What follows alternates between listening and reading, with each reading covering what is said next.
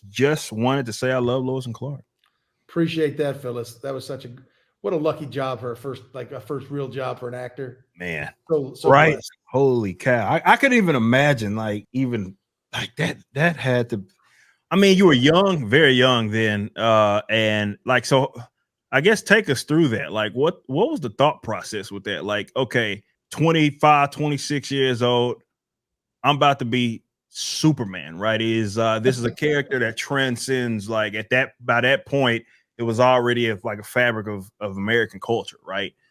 Like, is there pressure? Is there like how does one feel going into something like that? It's too big to like put into words. It's Mhm. like when you tell a kid, like a little baby kid, hey, listen, put your hand in the fire, it's gonna burn. Well, you don't even know what burn feels like until you put your hand in that fire. They're like, okay, that's burn. I get that. I couldn't understand what it would be like to be my buddy who helped me read for all the stuff, just practice lines and stuff with.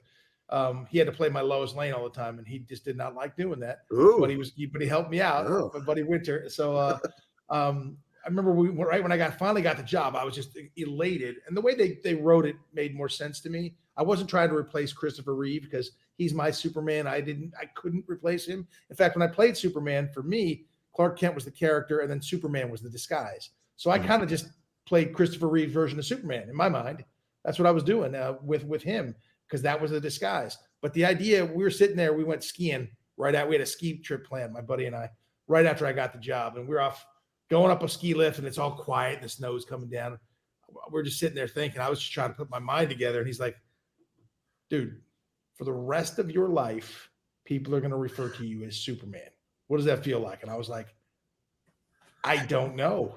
I don't know. And then by year 4, man, I'd be in the Superman suit walking around. I could have gone over to 7-Eleven and just picked something to eat. I wouldn't even have thought twice about it. I got so comfortable in it. It was so weird.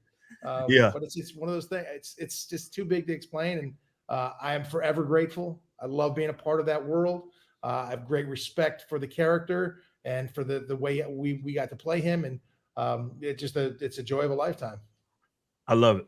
Absolutely love that. That's what's up. Then your example of being both Clark Kent and Superman with the discipline of their roles gave me hope that the impossible can be strived to being made possible, and has given me hope even as I grow. He says, thank you. Beautiful. That is what the character is about. He is a friend. He's about hope. That is 100% it. So that's wonderful. It was more fun to play Clark Kent than Superman, though. I always wanted Superman just to be action.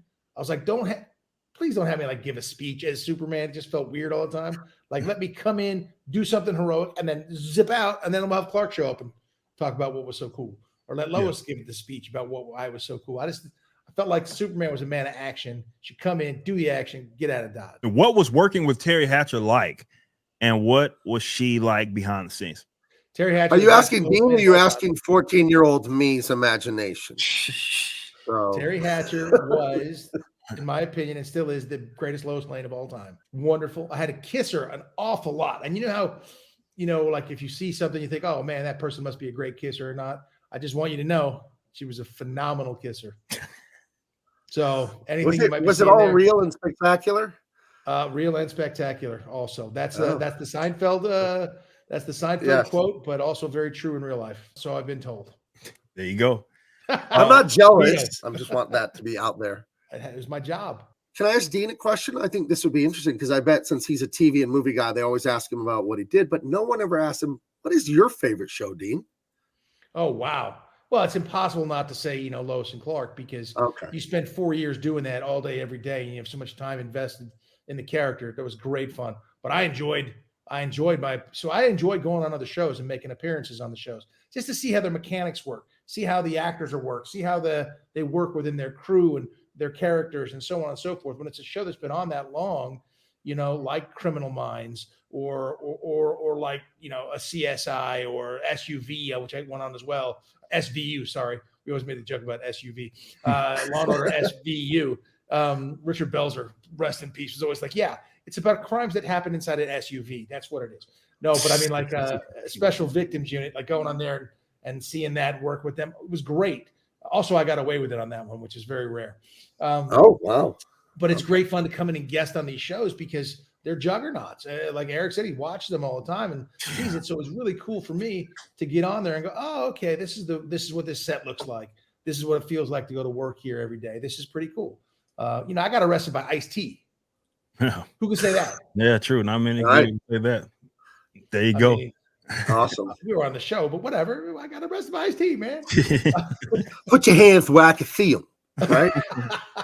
I'm gonna let you take that up with him, Gabriel. Dean, if your Superman was teaming up with Batman, whose Batman would you want to make a movie with? Which Batman best works with your Superman? He's asking. Ooh, I got to go back to like Michael Keaton. Okay.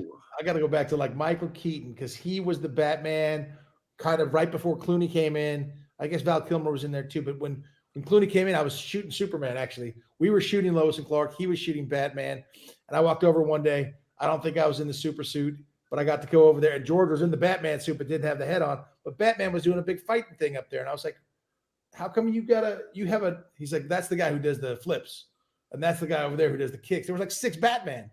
I was like, "Why don't I have all these people?" And he's like, "Because you got to do it all." We had a great basketball game. It was a 2-on-2.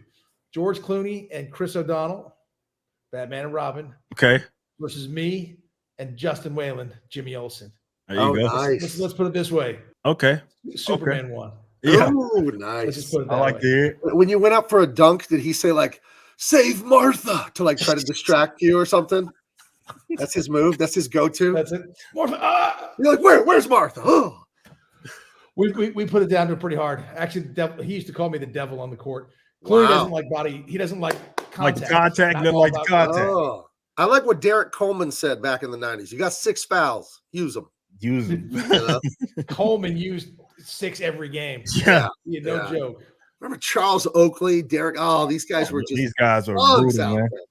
Those guys are brutal, man. Yeah. It's a physical sport for sure. Yeah. Dean Cain was my Superman growing up. I have to ask, I need a hero scene in episode 1, getting the suit. Anything you can share about it? I did a lot of changing in a lot of different suits to try to find the suit that fit, and it was just right. I remember that being a very tedious shoot because the camera was set, and I just had to go change to another suit. A little Captain America like here, a little something else here. Great sense of humor in that, and the fact that my mom was the one who made the suit for the character. I thought that was really cool. Yeah, it's awesome. That was wonderful. Somebody says, I get a nice suit. I'm like, thank you. My mom made it for me. I just thought that was that got that sense of humor to it. Yeah. You know what I mean? Yeah. And also that loyalty to mom. And what are you going to do? Yeah, exactly. Somebody tells you like your mom made that Texas Rangers hat that you have on. Who's going to mess with that? Yeah, you know what's going to happen next. Yeah. So that happens stupid. Yes. Exactly. Yeah. Now we got other problems for sure. Other problems. Dean, what are your thoughts on popular screenwriting competitions?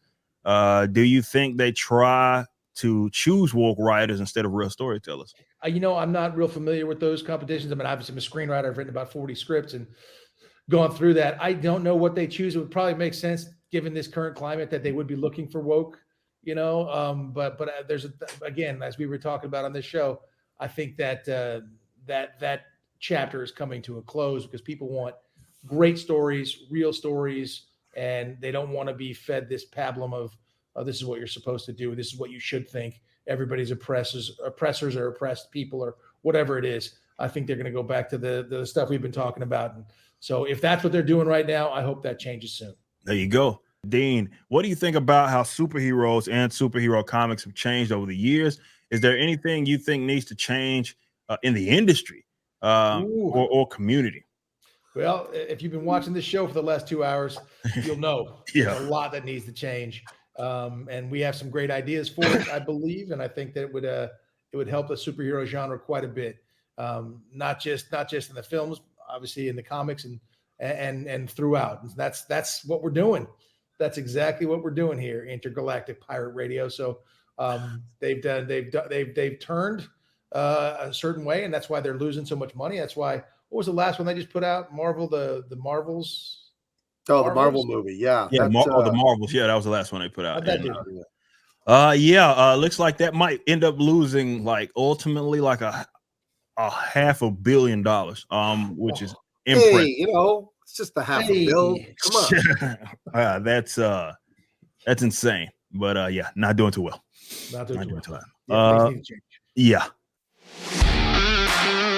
Alpha Core #1's pre-order is live. Written by the legendary Chuck Dixon and penciled by Joe Bennett. Visit Rippaverse.com to grab a copy and any of the merchandise items. Be sure to also check out the animated trailer for the campaign, which is the latest project from Rippaverse Studios. Y'all be easy.